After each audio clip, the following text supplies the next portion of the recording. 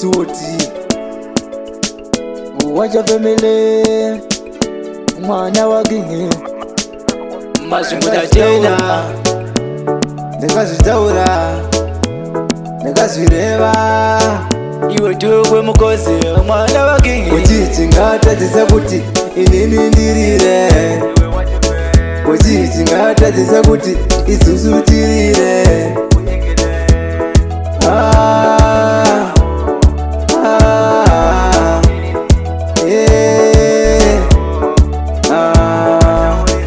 kunyangwe zvakaoma tinoenda kumberi hatingoverekamira tinoenda kumberi nyangwe vacho vakapindira isusu vacho isusu tinoenda kumberi tinoda kutoenda kwafandani vamukoma ikoko na levosi tinoda kuzopika ipapo mukoma zero naipapo tichienderera kuti chingatadzisa kuti inini ndirire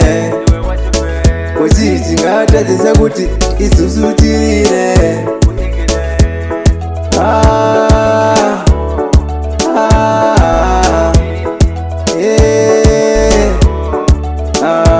watano ungava vari kuEngland kuChina ungava vari kuNamibia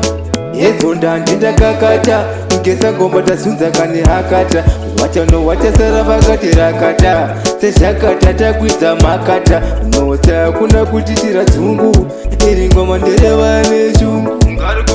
kuti chingatadzisa kuti inini ndirire kuti chingatadzisa kuti isusu tirire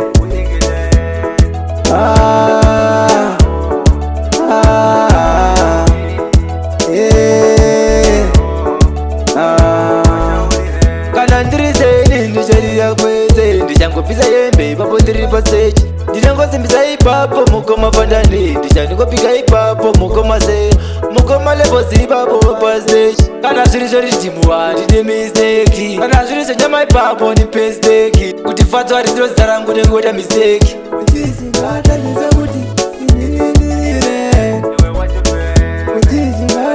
kuti isusu tirire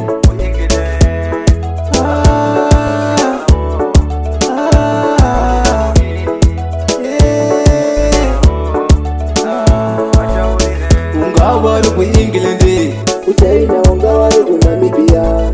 yedzonda ndindakakata ngesangomba tasunza kane hakata wachano wachasara vakati rakata sezvakata takwidza makata nota kuna kutitira dzungu iri ngoma ndereva neshungu kuti chingatadzisa kuti inini ndirire